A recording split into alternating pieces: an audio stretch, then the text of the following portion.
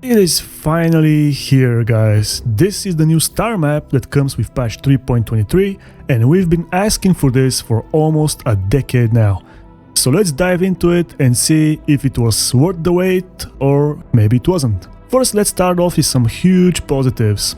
We are finally getting a holographic FPS nav map, something that enables us to see the full layout of a given location like stations, cities or even spaceships, while also giving us the option to browse to the different floors, rooms and points of interest.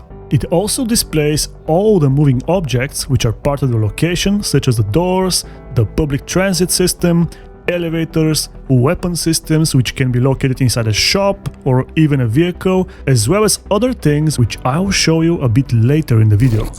Now let's look at the minimap on the top left corner. It behaves just as you would expect, but right now we're about to enter an elevator. And this is when the minimap actually stops working, guys. It cannot display any adjacent rooms while we're in the lift. Not a big deal, but something to keep in mind. Once you reach your desired floor, you will need to actually step out of the elevator so you get your minimap back.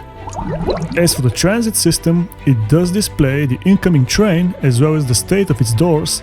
And speaking of doors, you'll notice that some of them are actually marked red on the minimap, which helps us identify dead ends. But here is another important detail, guys.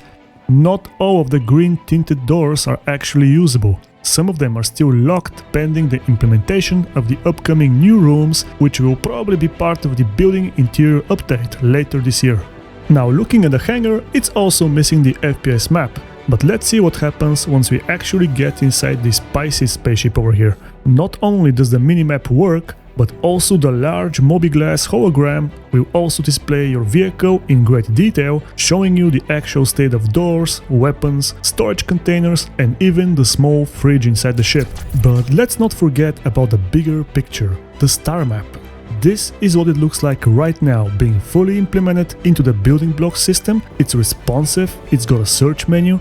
This actually allows you to look for any location anywhere in a given system, be it in space or on the ground. In this case, I'm looking for Port Tressler, and you can see just how easy it is to select it from the drop-down menu, which then zooms on the active selected object. There are also some major improvements in terms of waypoint visuals, allowing us to clearly identify our target location with an orange-colored animated text that just looks awesome. Now we are nearing the end of this short overview, but before I leave you, I'd like to mention something very important. Do not use the GPU upscaling feature when working with the star map. It will look absolutely terrible and your eyesight will not be getting any sharper after that. You have been warned. And with that, I'd like to thank you guys for watching, and I'll see you in the next one.